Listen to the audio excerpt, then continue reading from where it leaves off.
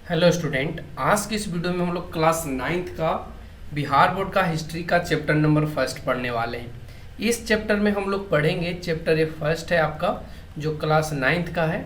ठीक है, इस चैप्टर को हम लोग स्टेप बाय स्टेप पढ़ेंगे। इस चैप्टर में पढ़ना क्या क्या है, इस चैप्टर के पढ़ने का क्या उद्देश्य है, इस चैप्टर में हम लोग नोट्स कैसे बनाएं, इस चैप्टर का आंसर क्वेश्चन कैसे राइटिंग करें, तो इस वीडियो में आपको टोटल के टोटल कंसेप्ट क्लियर हो जाएंगे। टोटल के टोटल आप चैप्टर का जो क्वेश्चन आंसर है उसको आप इजीली तरीके से खुद सोल्व कर पाएंगे। यदि आप लोगों से खुद सोल्व नहीं होता है तो आप लोग इस वीडियो के डिस्क्रिप्शन में जाएंगे तो आपको इस वीडियो के डिस्क्रिप्शन में लिंक दिया हुआ रहेगा जो केवल और केवल आंसर क्वेश्चन से रिलेटेड है।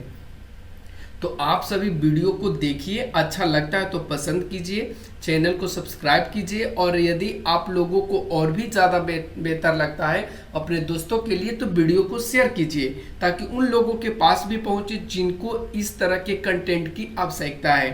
तो चलिए आज की इस वीडियो में हम लोग पढ़ते हैं भौगोलिक खोज क्लास नाइन्थ का हिस्ट्री का चैप्टर नंबर फर्स्ट। पहले अब हम लोग इस टॉपिक में पढ़ने से पहले बात कर लेते हैं कि इस टॉपिक में हम लोगों को पढ़ना क्या क्या है। तो हम आपको बता दें कि इस टॉपिक में हम लोगों को जो पढ़ना है सबसे पहले खोज को लेकर के पढ़ना है। खोज में आप लोगों को पढ़ना है क्या क्या, तो खोज में पढ़ना है कि भारत का खोज कब किया, कब हुआ, किसने किया, साथ में अमेरिका जैसे बड़े जो महाद्वीप है उनका खोज कैसे हुआ, वो किसने किया, कब किया, साथ में और भी जो देश हैं उनके बारे में हम लोग पढ़ेंगे कि उन सभी का खोज किसने किया, कैसे किया, कौन कौन से तरीकों से किया। फिर आगे के पॉइंट में हम लोग पढ़ेंगे कि जो ये खोज हुआ उनसे क्या क्या लाभ हुआ, इन खोजों का क्या क्या परिणाम निकले।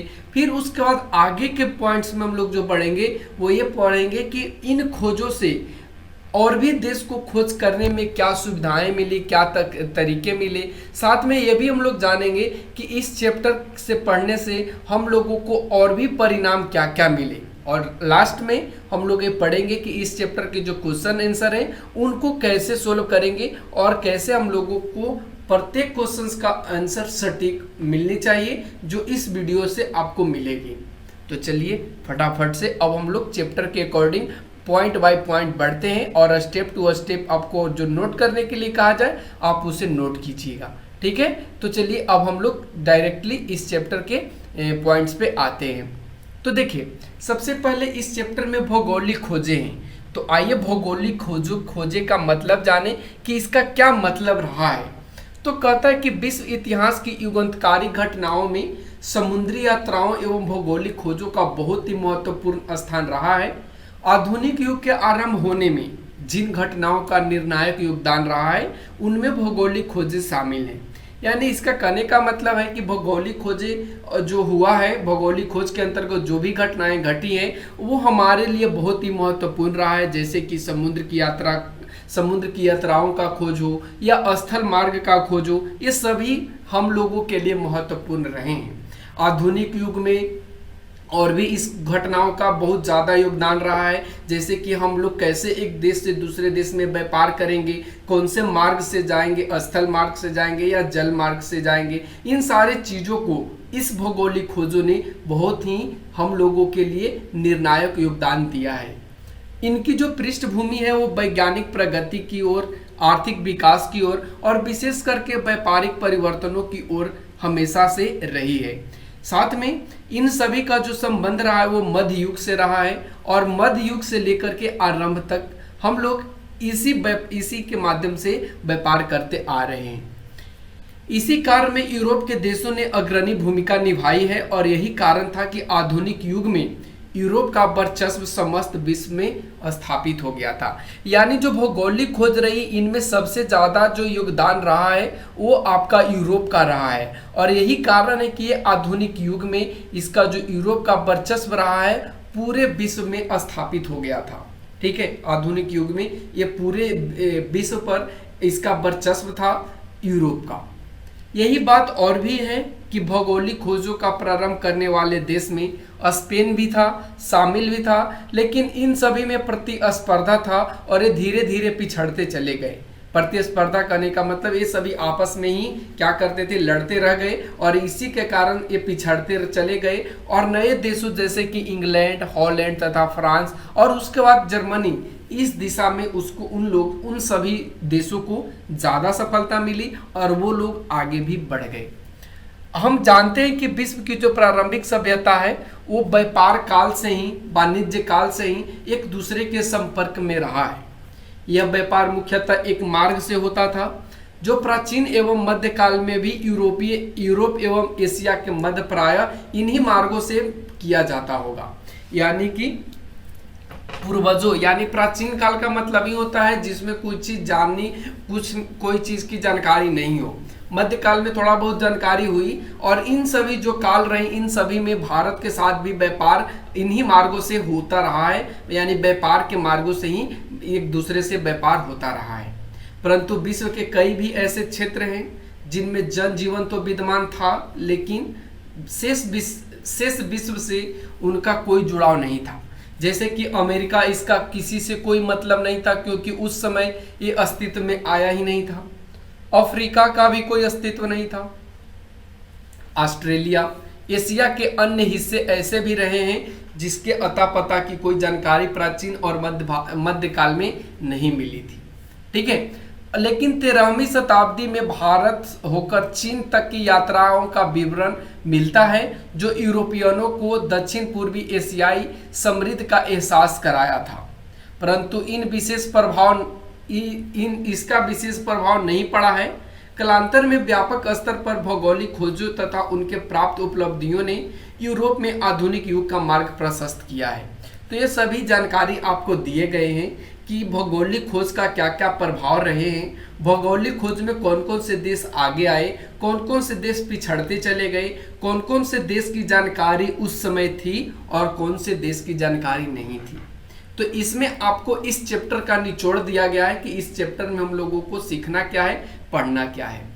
पुर्तगाली एक यात्री था जिसका नाम मार्को पोलो था।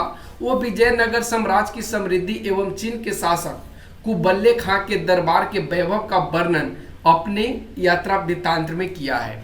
तो ये वाले जो यहाँ पे आपको बॉक्स दिख रहे हैं पीला वाले, इसमें आपको ये चीज ध्यान में रखना है कि मार्को पोलो ने कुबल्ले खां की दरबार का वैभव अपने यात्रा के वृत्तांत में, यानी यात्रा के जो कहानी होता है उसमें उन्होंने लिखा है। ठीक है, तो आप इस चीज को ध्यान रखिएगा, तभी आपको से जब ऑब्जेक्टिव क्वेश्चन इन चीजों से पूछा जाएगा तो आप उसका उत्तर दे पाएंगे, अन्यथा आप उत्तर खोजते रह जाएंगे, आपका उत्तर सटीक और सही नहीं मिल पाएगा। ठीक है, अब चलिए आगे बढ़ते हैं। आगे बढ़ने में कहता है कि जो मध्यकालीन यूरोपीय इतिहास है, यदि हम लोग उसका अध्ययन करेंगे तो हम लोग पाएंगे कि यह जो काल रहा है, यानी प्राचीन काल और मध्यकाल, यह सामंती प्रवृत्तियों का काल रहा है। सामंती कहने का मतलब इस पर किसी एक व्यक्ति का हक न होकर के किसी बड़े मतलब पावरफुल व्यक्ति का काल मतलब रहना, या उसकी क्या कह सकते हैं सत्ता होना। तो ऐसे जो काल होते थे वो आपको मध्यकालीन यूरोपीय इतिहास में देखने को मिलेगा। इस काल में न तो ज़्यादा व्यापार और वाणिज्य गतिशील था और न ही धर्म का स्वरूप का कोई उदार एवं मानवीय प्रवृत्ति था। पृथ्वी के बारे में ज्ञान भी बहुत कम था, लोगों को अंधविश्वास युक्त था। उनको लगता था कि सीमित भौगोलिक ज्ञान है और सीमित भौगोलिक ज्ञान के कारण ही उनको ऐसा लगता था कि जो पृथ्वी है वो चपटी है एवं समुद्र में ज़्यादा दूर तक जाएंगे तो पृथ्वी के किनारों से गिर करके अंत हो जाएंगे, यानी हम लोग मर जाएंगे और उसके बाद हम लोग को पता नहीं चलेगा कि हम लोग कहाँ गए। और यही डर इन लोगों को हमेशा सताए हुए रहता था। समुद्री यात्रा अत्यधिक कष्टपूर्ण एवं असाध्य थी। जहाज छोटे और असुरक्षित थे उस समय। गति एवं सुरक्षा के लिए ये जो लोग थे इस समय के, वो सभी हवा पर निर्भर करते थे। कंपास या कुतुबनुमा जैसे दिशा सूचक यंत्र का भी ज्ञान लोगों को नहीं था। उन सभी को ऐसा लगता था कि हम लोग समुद्र को दिशा भ्रमित हो जाएंगे, भटक जाएंगे और कहीं दूसरे जगह चले जाएंगे। और इन सभी समुद्री यात्राओं के लिए राज्य की ओर किसी प्रकार की कोई सहायता नहीं दी जाती थी। राज्य की ओर से कोई भी सहायता नहीं दी जाती थी। इन विषम परिस्थितियों में नाविकों एवं व्यापारियों द्वारा अटलांटिक महासागर, जिसको अंध महासागर के नाम से भी जाना जाता है, यात्रा करना अत्यंत क्या था, दुष्कर था, यानी अत्यंत क्या था, कठिन था। ठीक है, अब चलिए हम लोग भौगोलिक खोजों की पृष्ठभूमि को पढ़ते हैं और जानते हैं कि भौगोलिक खोजों की पृष्ठभूमि कैसे तैयार हुई। ठीक है, कहता है कि इस बीच यूरोप में कुछ ऐसी घटनाएं घट रही थी जिसके प्रभाव स्वरूप जो यूरोप था वो मध्ययुगीन मानसिकता से निकलकर उद्धृत हुआ। 11वीं-12वीं शताब्दी में जेरूसलम, जिसे आज के डेट में आधुनिक इजराइल कहा जाता है, में अवस्थित था, पर अधिकार के मुद्दे को लेकर के हुए धर्म युद्ध में जब यूरोपीय सामंत मध्य एशिया की नवीन शक्ति अरबों से पराजित हुए तो सामंतिक गौरव में मिथ्या अभिमान से ग्रसित यूरोपीय दंभ टूटने लगे। देखिए इसका क्या मतलब है, इसको समझते हैं। कहता है ना कि यूरोप में कुछ घटनाएं घट रही थी जिसमें जो 11वीं-12वीं शताब्दी में जो जेरूसलम है, जो आज इजराइल की राजधानी है आज के डेट में, या कह सकते हैं आज आधुनिक इजराइल में अवस्थित है। ठीक है, उस समय धर्म को लेकर के कुछ युद्ध हुआ था जिसमें जो यूरोपीय सामंत लोग थे वो मध्य एशिया की नवीन शक्ति अरबों से पराजित हो गए थे। अरबों से ये लोग क्या हो गए थे, पराजित हो गए थे। और उसी समय जो सामंती गौरव था, यानी सामंत की जो प्रवृत्ति था, वो उनका अभिमान जो था, झूठा अभिमान था, वो ग्रसित हो गया और वो दम घुटने लगा। यानी कहने का मतलब अब उनका उस सामंती प्रवृत्ति से हमेशा के लिए क्या होने लगा, मतलब हाथ छूटने लगा। परंतु इसके कुछ सकारात्मक परिणाम भी आए हैं। धर्म युद्ध के दौरान ही यूरोपियनों को यह महसूस भी होने लगा था कि दुनिया के हर पहलू को समझा जाए, तो इन घटनाओं ने यूरोप में पूर्व जागरण की पृष्ठभूमि भी तैयार की। यानी यूरोपियों को ऐसा लगा कि यदि हर चीज को महसूस करें और हर चीज को समझे तो दुनिया के कोई भी ऐसा पहलू नहीं है जिसको समझा नहीं जाएगा और नहीं सुलझाया जाएगा। और यही कारण रहा है कि यूरोप में फिर से पुनर्जागरण की जो पृष्ठभूमि है वो तैयार की गई।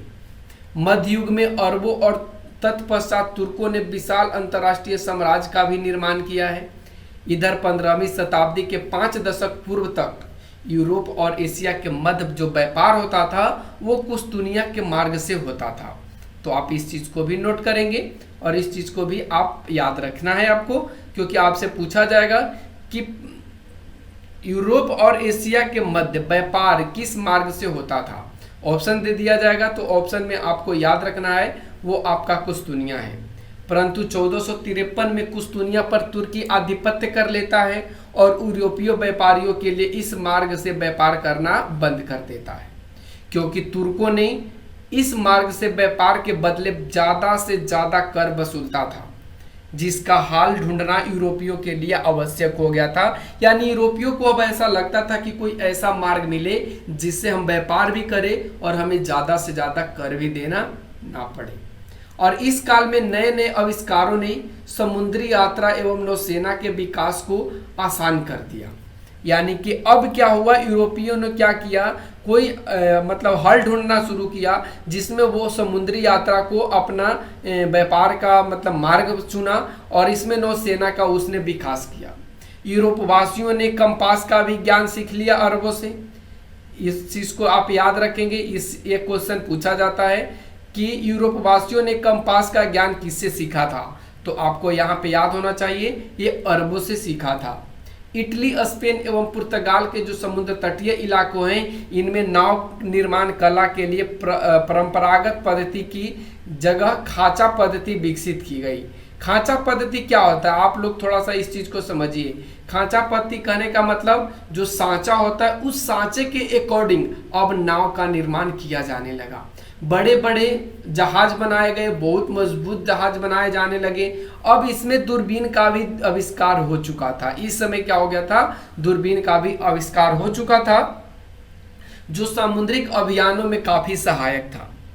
अब मानचित्र में काफी सुधार हो गया था और इसी संदर्भ में एस्ट्रोलोब जो अक्षांश जानने का उपकरण है उसका भी महत्वपूर्ण स्थान रहा है और इस समय इसका भी इस्तेमाल किया गया और इसका भी उपयोग किया जाने लगा। पुर्तगालियों ने एक नई किस्म के हल्के और तेज चलने वाले जहाज बनाए जिसका नाम कैरावल था। आप याद रखिएगा कि पुर्तगालियों ने हल्के किस्म का कौन सा जहाज बनाया था, तो उसका नाम कैरावल था। ठीक है। अब इन उपकरणों एवं साहसों के बल पर यूरोपीय नाविक जो थे वो अटलांटिक एवं भूमध्य सागर में अपने जहाज उतारना शुरू कर दिए। और इसी क्रम में 1488 ईस्वी में पुर्तगाली व्यापारी बार्थोलोमियो डियास अफ्रीका के पश्चिमी तट से होते हुए दक्षिण अफ्रीका के दक्षिणतम बिंदु उत्तम आशा अंतरिक्ष, जिसको केप ऑफ गुड होप, देखिए इस चीज को आप ध्यान रखना बच्चों, कहीं कहीं डायरेक्टली इसको ऐसे लिख दिया जाता है केप ऑफ गुड होप। ठीक है, तो आप इसको ध्यान रखना, केप ऑफ गुड होप तक पहुंच गया था। आपसे पूछा जाएगा कि केप ऑफ गुड तक पहुंचने वाला व्यापारी कौन था, तो आपको याद रखना यहाँ पे बार्थोलोमियो डियास। ठीक है। और ये 1492 में एक व्यक्ति के द्वारा अमेरिका की खोज की गई जिसका नाम था क्रिस्टोफर कोलंबस। यानी कोलंबस ने अमेरिका का खोज 1492 में किया और आगे चल करके 1498 में पुर्तगाल के एक व्यापारी ने क्या किया, अपने देश भारत का खोज कर दिया, जो वास्को डी गामा। ठीक है, उसका नाम क्या था, वास्को डी गामा। ठीक है, और ये भारत का खोज करते हुए उत्तम आशा अंतरिक्ष से होते हुए ये भारत के मालावर तट, जिसका एक और नाम है केरल के कालीकट तक पहुंचा था। और इस समय यहाँ के जो शासक थे उनका नाम था जमोरिन, और उस समय वो शासक जमोरिन इनका स्वागत करता है। और वास्को डी गामा की सफलता के पीछे कुछ नवीन संसाधनों का भी योगदान था। तो इस चीज को आप ध्यान नहीं रखिए, आप इस चीज को ध्यान रखिए कि 1498 में वास्को डी गामा ने भारत की खोज करी और उससे पहले 1492 में अमेरिका का खोज करने वाला व्यक्ति कौन था, तो आपका कोलंबस था। ठीक है। भारत आने में जो वास्को डी गामा था उसको एक योगदान दिया था एक व्यापारी ने जिसका नाम था अब्दुल मजीद। और अब्दुल मजीद की जो भेंट होती है वो वास्को डी गामा से होती है, जो दक्षिण अफ्रीका में हुई थी। और इसी के सहयोग से उसे भारत आने का सीधा मार्ग मिल गया था। यानी वास्को डी गामा एक व्यक्ति के नाम से आया, एक व्यक्ति के सहयोग से आया था और उस व्यक्ति का नाम था अब्दुल मजीद। ठीक है। और इसका जो भेंट हुआ था इससे वो अफ्रीका में हुआ था। इससे यूरोपियनों के साहस में वृद्धि हुई। वास्को डी गामा द्वारा भारत से लाए गए वस्तुओं को 26 गुना मुनाफे पर यूरोपीय बाजारों में बेचा गया। देखिए कहीं कहीं क्वेश्चन में 26% को 60% भी कहा गया है या 60 गुना भी कहा गया है, तो आप थोड़ा सा ध्यान रखना इस चीज को। ठीक है, अगर 26 ना देकर के आपको 60 दिया रहे तो आप 60 पर ही आंसर को क्लिक कीजिएगा।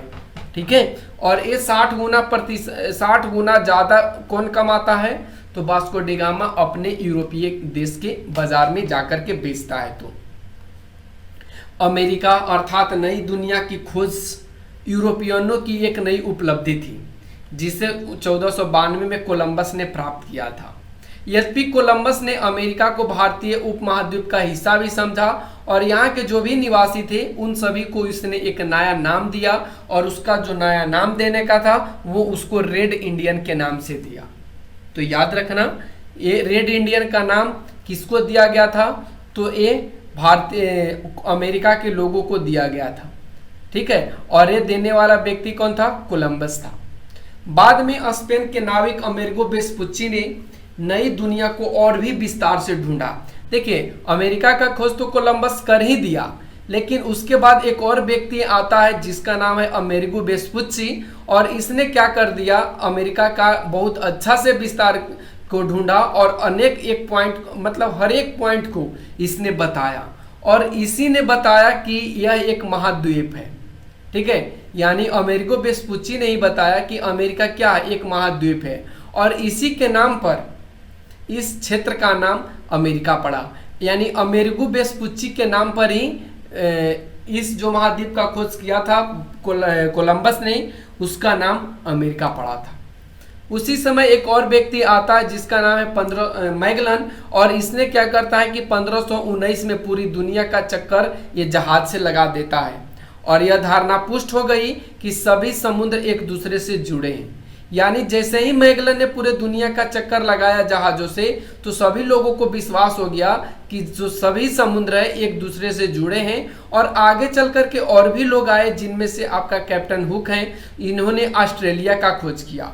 इसके साथ न्यूजीलैंड के द्वीपों का भी इन्होंने पता लगाया। सर जॉन और सेबास्टियन कैबोट ने न्यूफाउंडलैंड के द्वीपों का पता लगाया।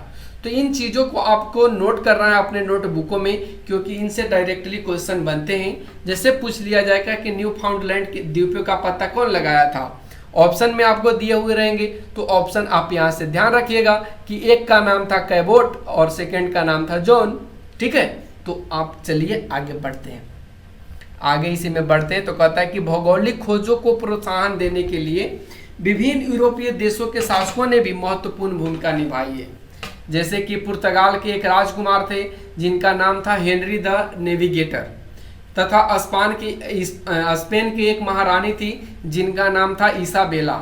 इनकी प्रमुख भूमिका रही है इन देशों की खोज करने में। इस प्रकार 16वीं शताब्दी के पूर्वार्ध तक लगभग समस्त दुनिया की जानकारी यूरोप को हो चुकी थी। यानी यूरोप को पता चल चुका था कि कहाँ पे क्या है, कहाँ पे क्या नहीं है। और ऐसा 16वीं शताब्दी के पूर्वार्ध तक, 16वीं शताब्दी के पहले ही इन लोगों को पता चल चुका था। ठीक है, अब यहाँ पे देखिए कुछ पीले वाले बॉक्स में दिया है कि नई दुनिया। अमेरिका महाद्वीप को यूरोपीय द्वारा नई दुनिया कहा गया है। आप इस चीज को ध्यान रखना, किसके द्वारा कही गई है आपसे पूछ लिया जाएगा। तो ये यूरोपियों के द्वारा कहा गया है, क्योंकि कोलंबस की यात्रा से पूर्व इसकी कोई जानकारी यहाँ पे नहीं थी। अमेरिका के बारे में कोई नहीं जान रहे थे। अब बढ़ते हैं आगे के पॉइंट्स में। आगे के पॉइंट्स में हम लोग देखेंगे कि जो भौगोलिक खोज रहा है इनका क्या क्या परिणाम रहा है, इनसे क्या क्या हमें लाभ हुई है। तो फर्स्ट तो लाभ हुआ है वो आपको व्यापार वाणिज्य पर इसका प्रभाव पड़ा है। वाणिज्य और व्यापार में इसका लाभ को देखा गया है। फिर औपनिवेशिक साम्राज्य का विकास हुआ है भौगोलिक खोज के कारण ही। इसमें आपको वाणिज्यवाद का भी विकास हुआ, इसमें धर्म का भी प्रचार प्रसार हुआ है। साथ में इसमें दास व्यापार भी देखने को मिला है, यानी इंसान को मजदूर बनाकर, दास बनाकर के व्यापार उनका किया गया है। और साथ में इनमें भ्रांतियों का भी अंत हुआ है। भ्रांतियों कहने का मतलब जिनके पास बहुत ज़्यादा रुपया पैसा था उनका भी अंत हुआ है, और इसमें भौगोलिक ज्ञान की वृद्धि भी की गई है। तो देखिए यहाँ पे कहता है कि भौगोलिक खोजों के परिणाम काफ़ी दूरगामी और महत्वपूर्ण साबित हुए हैं। इस घटना ने पहली बार लोगों को संसार के एक बृहद भूखंड से परिचित कराया है। यानी इसी घटना से सभी लोगों को पता चला कि पृथ्वी क्या है, एक बहुत बड़ा भूखंड है और इस पे अनेक देश क्या है, अवस्थित हैं। और विश्व के देश एक दूसरे के संपर्क में भी एक दूसरे से आए। जैसे भारत आया यूरोप के साथ, यूरोप आया अमेरिका के साथ, अमेरिका आया, मतलब सारे देश एक दूसरे के संपर्क में आए इन्हीं सभी कारणों से। ठीक है, आगे बढ़िए तो कहता है कि एशिया और यूरोप की विभिन्न सभ्यताओं का जो पहले से विलग थी, यानी उनको पता नहीं था, एक साथ संपर्क में आ गए। साथ में यहाँ पे नए देशों की खोज भी की गई और उनके द्वारा नए उपनिवेश का भी व्यापार, इसमें नए उपनिवेशों के साथ व्यापार करने का भी प्रोत्साहन मिला।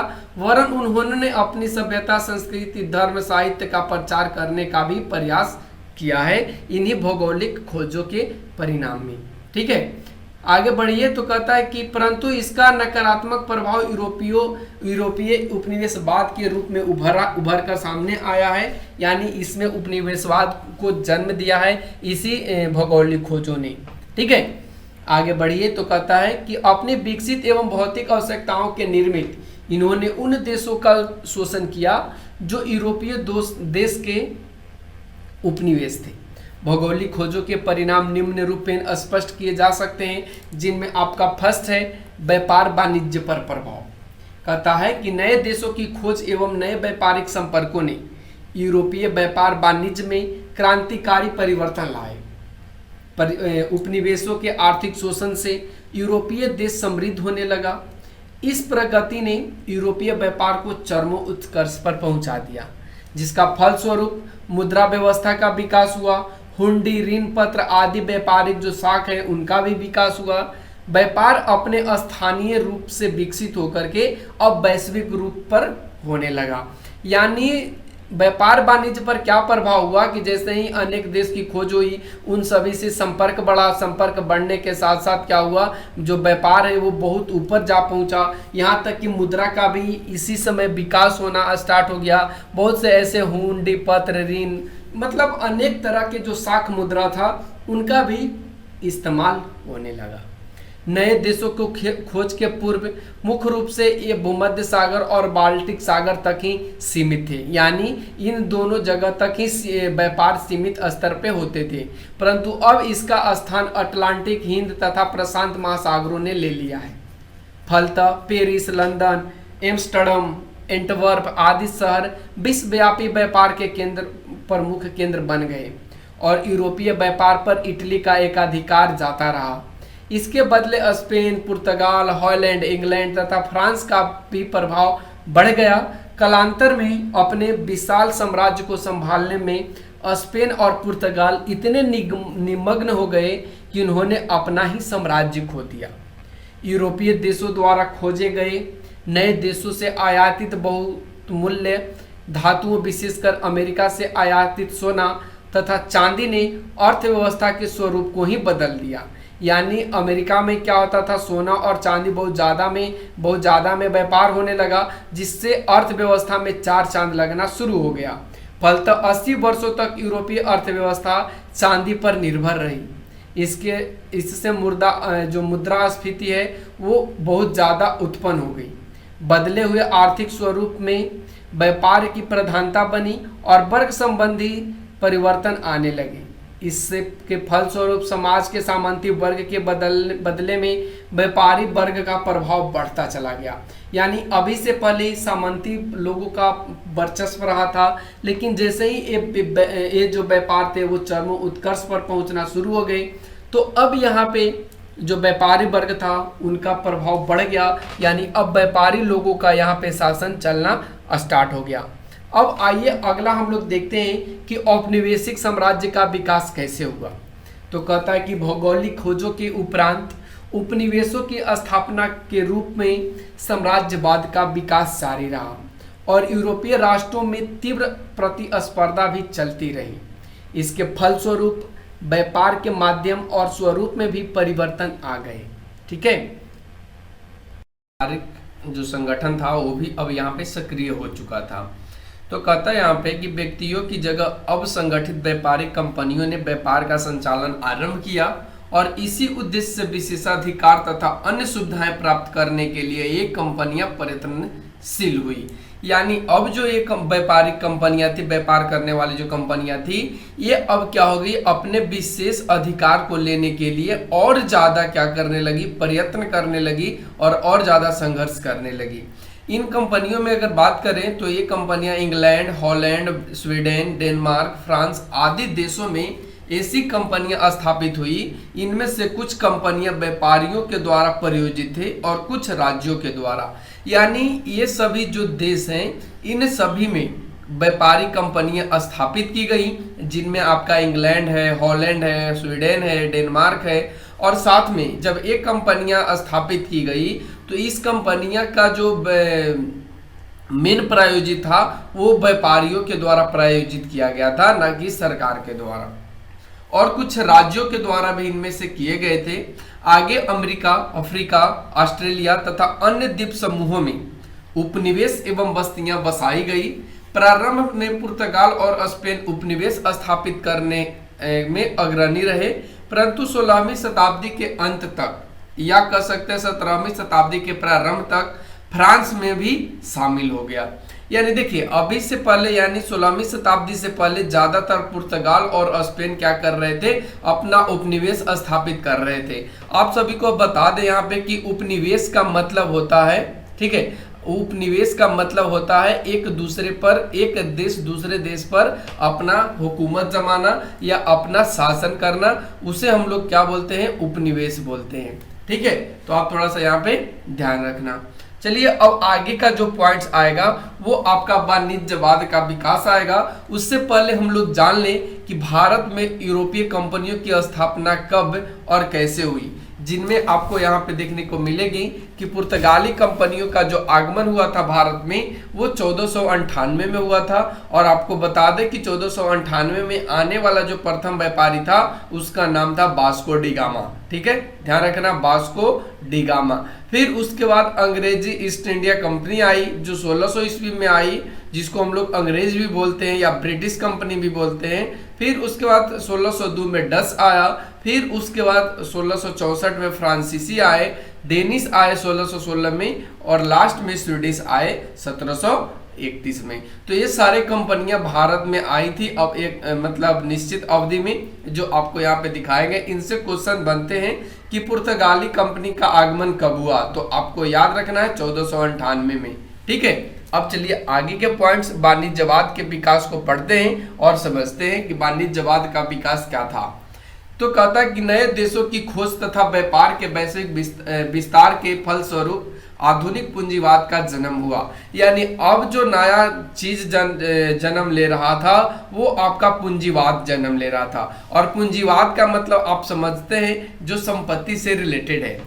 इस आर्थिक व्यवस्था में बुलियन की महत्ता बढ़ रही। बुलियन याद रखना, वाणिज्य आपसे क्वेश्चन बन सकता है यहाँ पे कि वाणिज्यवाद के विकास में किसकी महत्ता बढ़ी थी, तो आपको यहाँ पे याद रखना है वो आपका बुलियन है और बुलियन की महत्ता बढ़ी थी। सोने की महत्ता के लिए यूरोपीय देशों का ध्यान इस ओर आकृष्ट हुआ तथा अंतर्राष्ट्रीय स्तर पर सोने एवं चांदी की लूट हुई। साथ साथ इसका भंडारण भी किया जाने लगा और इन भंडारों की प्राप्ति में स्पेन सबसे ज्यादा आगे था। तो ध्यान रखना, अब सोना चांदी की भी लूट होने लगी, इसका भंडारण भी किया जाने लगा और भंडार करने में सबसे आगे था स्पेन। ध्यान रखना। अब अगले पॉइंट पे बढ़ते। अगला पॉइंट है आपका ईसाई धर्म एवं पश्चिमी सभ्यता का प्रसार। कहता है कि जैसा कि पूर्व में उल्लेखित है कि भौगोलिक खोजों ने यूरोपीय देशों की सभ्यता, संस्कृति, धर्म एवं साहित्य का प्रचार प्रसार किया। धर्म युद्धों की असफलता के कारण ईसाई धर्म का प्रचार प्रसार जो धीमा पड़ गया था, नए भौगोलिक खोजों ने इसे प्राण डाल दिया। ठीक है, इसमें क्या कर दिया, वो प्राण डाल दिया। लेकिन अभी से पहले धर्म युद्धों की सब असफलता के कारण जो ईसाई धर्म था उसकी प्रचार प्रसार बहुत कम पड़ गई थी, धीमा पड़ गई थी। लेकिन जैसे ही भौगोलिक खोज हुए तो इसमें क्या हो गया, ईसाई धर्म के प्रचार प्रसार में प्राण आ गए और ये और भी ज्यादा अब प्रचार प्रसार इनका होने लगा।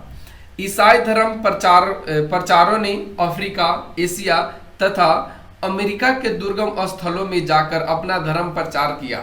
ठीक है, परंतु इसका नकारात्मक प्रभाव यह पड़ा कि इन क्षेत्रों में धन का लालच देकर एवं जबरन धर्मांतरण एवं सांस्कृतिक अतिक्रमण किया गया। देखिए यहाँ पे तो प्रचार प्रसार करने के लिए लोगों को भेजा गया, लेकिन लोगों ने यहाँ पे प्रचार प्रसार को न करके जबरन यहाँ पे क्या किया गया, धन दे करके धर्म को बदला गया, उनके संस्कृति को अतिक्रमण किया गया, क्षति पहुंचाया गया और इसका विरोध भी हुआ। दूसरी तरफ धर्म के व्यापक प्रसार ने चर्च की प्रभुसत्ता को कम कर दिया। भौगोलिक खोजों के कारण हुई ज्ञान में वृद्धि से तत्कालीन धर्म के विषय में कई प्रश्न उठ खड़े हुए। धर्म को भी तर्क की कसौटी पर कसा जाने लगा, जिसे धर्म सुधार आंदोलन के पृष्ठभूमि का निर्माण किया। देखिए यहाँ पे जो धर्म था उनको अब यहाँ पे धर्म को जबरन जैसे ही धर्मांतरण कराया जाने लगा तो लोगों में उस समय ज्ञान हो चुकी थी, ज्ञान में वृद्धि आ चुकी थी, जिसके कारण जो भी लोग धर्म के प्रति ज़्यादा मतलब फोर्स करते थे या धर्म को बदलने की बात करते थे, उनके विषय में लोगों के मन में प्रश्न उठना शुरू हो गया, क्योंकि अब लोगों के पास ज्ञान हो चुकी थी, ज्ञान में वृद्धि हो चुकी थी। अब धर्म को भी तर्क के कसौटी पर कसा जाने लगा, ऐसा समय आ गया और उसी से आगे चल करके धर्म सुधार आंदोलन भी किया गया और धर्म सुधार आंदोलन की पृष्ठभूमि भी तैयार किया गया। अब अगला जो पॉइंट है वो आपका दास व्यापार का विकास है। यानी अब दास व्यापार, दास करने का मतलब होता है मजदूर, मजदूर का भी व्यापार होने लगा। तो आइए कैसे हुआ इस चीज को देखते हैं। कहता है कि भौगोलिक खोजों के परिणाम स्वरूप विकसित हुए व्यापार वाणिज्य में मानव श्रम की महत्ता ने दास व्यापार को प्रोत्साहित किया। यानी मानव श्रम, यानी अब मनुष्यों का जो काम था वो ज्यादा बढ़ चुका था और उसकी महत्व हो चुकी थी, और इसी महत्व की वजह से दास व्यापार को प्रोत्साहित किया गया। नए अन्वेषित क्षेत्रों, ठीक है, नए अन्वेषित क्षेत्रों अमेरिका, अफ्रीका तथा ऑस्ट्रेलिया के मूल निवासियों को पकड़कर उन्हें यूरोप के बाजारों में बेचा जाना शुरू हो गया। अभी हमने आपको बताया था कि अब यहाँ पे मनुष्यों का भी व्यापार शुरू हो गया था, और ऐसा करने में यूरोप आगे था। उनके ही बाजारों में ये चीज बेचा जाता था, ऑस्ट्रेलिया से पकड़ करके, यूरोप से पकड़ करके, अफ्रीका से पकड़ करके। जो वहाँ के मूल निवासी थे, मूल निवासी कहने का मतलब वहाँ जन्मजात रहने वाले जो लोग थे, उनको अब यूरोप के बाजारों में बेचा जाना शुरू हो गया। आरंभ में गुलामों का व्यापार व्यक्तिगत स्तर पे था, किंतु 16वीं शताब्दी के अंत ने इसमें बाकायदा व्यापार का रूप धारण कर लिया। देखिए, शुरू में जो व्यापार, दास का व्यापार होता था, वो गुलामों का व्यापार कहा गया, और उसको व्यक्तिगत यानी कोई खास व्यक्ति ही इस चीज को व्यापार कर सकता था, कोई खास व्यक्ति ही दास को खरीद सकता था। लेकिन जैसे ही 16वीं शताब्दी आई तो इस समय यह व्यापार का रूप धारण कर लिया, यानी लोग इसका व्यापार करने लगे, पकड़ पकड़ कर बेचना शुरू कर दिए, और इसमें व्यक्तिगत की कोई भावना रही ही नहीं। इन गुलामों से क्या क्या करवाया जाता था, तो उनसे जंगल काटने के लिए कहा जाता था, खेती करने के लिए कहा जाता था, सड़क बनाना, जहाजों में ईंधन झोंकने इत्यादि कठिन कार्य करवाए जाते थे, तथा इन पर अमानवीय बर्बर अत्याचार भी किए जाते थे। इस प्रकार भौगोलिक खोजों का यह नकारात्मक परिणाम था कि इसे तथाकथित सभ्य एवं विकसित लोगों द्वारा अविकसित, भोले भाले एवं कमजोर लोगों का शोषण किया गया। तो देखो, भौगोलिक खोज ऐसा नहीं होता तो इन सारे जो लोग थे इनका शोषण नहीं होता, इनको मतलब इस तरह के काम करने के लिए बाधित नहीं किया जाता, क्योंकि सभी लोगों को पता भी नहीं था कि कहीं यूरोप है, सॉरी कहीं अमेरिका है, कहीं ऑस्ट्रेलिया है, कहीं अफ्रीका है। तो इन चीज़ों से ये पता चलता है कि जैसे ही भौगोलिक खोज हुआ तो लोगों के लिए, लोगों का अपने जीवन के लिए बहुत ज़्यादा कष्ट बढ़ गया। अब आइए हम लोग देखते हैं भ्रांतियों का अंत। आइए भ्रांतियों के अंत और भौगोलिक ज्ञान में वृद्धि कैसे हुई, तो देखते हैं इस पॉइंट को। कहता है कि भौगोलिक खोजों ने भौगोलिक ज्ञान के संदर्भ में व्याप्त भ्रांतियों को तोड़ने का कार्य किया। यानी अब यहाँ पे भौगोलिक खोज काम क्या कर रहा है, तो भौगोलिक खोज के जो ज्ञान हुए उन संबंध में जो भ्रांतीय लोग थे, भ्रांतियों मतलब कहने का मतलब ज्यादा रुपए पैसे वाले लोग थे, उनको अब यहाँ पे तोड़ा गया। इसमें चर्च द्वारा प्रसारित अवधारणाओं पर उंगली उठने लगी। कालांतर में यह यूरोप में धर्म सुधार आंदोलन का कारण बना। नए गोलार्ध के स्वीकार से यूरोप की क्षुद्रता और दुनिया की महत्ता की अभूतपूर्व जानकारी ने मनुष्यों को नए नए आविष्कारों के रास्ते पर खड़ा कर दिया। इसका संदेश स्पेनिश सिक्के सामने और भी से है। देखिए, इसका संदेश दिया गया था एक स्पेनिश सिक्का से, ठीक है, और उसमें लिखा गया था कि सामने और भी है से स्पष्ट होता है। यानी उस समय के जो सिक्के थे उस पे लिखा हुआ था कि सामने और भी है, और इसके वजह से अब आविष्कार क्या हो गया, धीरे धीरे और बढ़ता गया। बढ़े हुए समुद्री गतिविधियों ने समुद्री की यात्राओं में उपयोगी विभिन्न उपकरणों जैसे कि नक्शे, कंपास, नक्षत्र प्रणाली आदि के विकसित होने का अवसर प्रदान किया। इससे संबंधित विद्वानों एवं पेशेवर वैज्ञानिकों के वर्ग का जन्म हुआ, और कालांतर में इसी वर्ग ने पूर्ण जागरण में महत्वपूर्ण भूमिका अदा की। अन्य परिणाम आइए देखते हैं कि भौगोलिक जो खोज थे उनका क्या क्या परिणाम था। तो अन्य परिणामों में सबसे पहले इटली में नए नगरों का उद्भव किया गया, भूमध्य सागर के महत्व में वृद्धि आई, पूंजीवाद, वाणिज्यवाद और साम्राज्यवाद का विकास हुआ, नौसैनिक क्रियाकलापों में वृद्धि हुई। जिनमें आइए लास्ट ये पॉइंट्स है उसको अच्छे से पढ़ते हैं।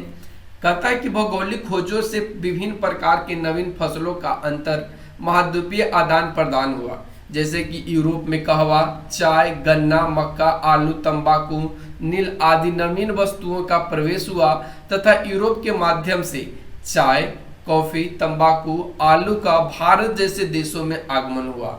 भारतीय फसल आम, गन्ना आदि दूसरे क्षेत्र में गए, और इस प्रकार कहा जा सकता है कि भौगोलिक खोजों ने विश्व की एक नई रूपरेखा तैयार की विचारों में परिवर्तन आए, वैज्ञानिक विचारों की मान्यताएं मिली, धार्मिक अंधविश्वास टूटने लगे।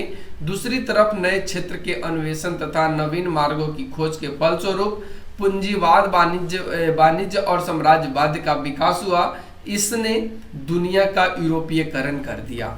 तो इस चैप्टर में हम लोग ने पढ़ा कि कैसे भौगोलिक खोज अपना नया नया रूप लाता है, कैसे भौगोलिक खोज हुए, कौन कौन से अवधारणाएं हुई, कौन कौन से इनमें क्षति हुए, कौन कौन से चीज़ों को हमने जाना, परखा और समझा। तो ये सारे के सारे इस चैप्टर में आपको पढ़ाया गया। अब यहाँ पे आपको क्वेश्चन आंसर के लिए कहा गया है। क्वेश्चन में कहता है कि वास्को डी गामा कहाँ का यात्री था। अभी हमने आपको बताया था क्या वो स्पेन का था, पुर्तगाल का था, इंग्लैंड का था या अमेरिका का था। तो वास्को डी गामा कहाँ का यात्री था, तो वो पुर्तगाली यात्री था। अगला क्वेश्चन कहता है कि यूरोप वासियों ने दिशा सूचक यंत्र का प्रयोग किससे सीखा था। तो अभी हमने आपको बताया था कि ये दिशा सूचक जो यंत्र है वो अरबों से सीखा था। ठीक है। अगला कहता है कि उत्तम आशा अंतरिक्ष, ठीक है, उत्तम आशा अंतरिक्ष की खोज किसने की। तो ये आपको करने वाला व्यक्ति का नाम था बार्थोलोम्यू डियाज। ठीक है। अगला है कि अमेरिका का खोज किस वर्ष की गई थी। तो अभी हमने आपको बताया था कि अमेरिका का खोज हुआ था 1492 में। कुस्तुनिया का पतन कब हुआ था। तो अभी आपको हमने बताया था कुस्तुनिया का पतन 1453 में हुआ था। विश्व का चक्कर किस यात्री ने सर्वप्रथम लगाया था। ये भी हमने आपको बताया था, ये मैगलन ने विश्व का चक्कर सबसे पहले लगाया था। तो इस तरह जब आप इस चैप्टर को पढ़ लीजिएगा तो आंसर क्वेश्चन तो आप इजी तरीके से कर ही लीजिएगा। जैसे कि और भी इसमें क्वेश्चन है, कहता है कि भारत के मूल निवासियों को रेड इंडियन कहा जाता है। नहीं, ये कहा नहीं जाता था, लेकिन अमेरिका का खोज करने वाले जो कोलंबस थे उन्होंने भारतीय महाद्वीप के जो लोग थे उनको रेड इंडियन कहा था। फिर उसके बाद कहता है कि उत्तम आशा अंतरिक्ष की खोज ने भारत तक पहुंचने का मार्ग प्रशस्त कर दिया। ऐसा नहीं है, ये मार्ग प्रशस्त नहीं किया था, बल्कि ये सहयोग भी दिया था सभी अन्य देशों को खोजने में। ठीक है। तो यहाँ पे ये आपका गलत हो जाएगा। आगे है कि भारत अटलांटिक महासागर के पूर्व तट पर स्थित है। देखिए ये सारे के सारे जब आप इस चैप्टर को पढ़िएगा ना तो आप अच्छे से कंप्लीट कर पाइएगा। इसमें और भी है, एक वाक्य में उत्तर दे लघु उत्तरीय प्रश्न, ये सारे के सारे आप खुद से कर सकते हैं। तो आज का ये वीडियो यहीं पे समाप्त करते हैं। कैसा लगा आज का ये वीडियो, कमेंट सेक्शन में कमेंट करके जरूर जवाब देना। Thanks for watching, take care, bye bye.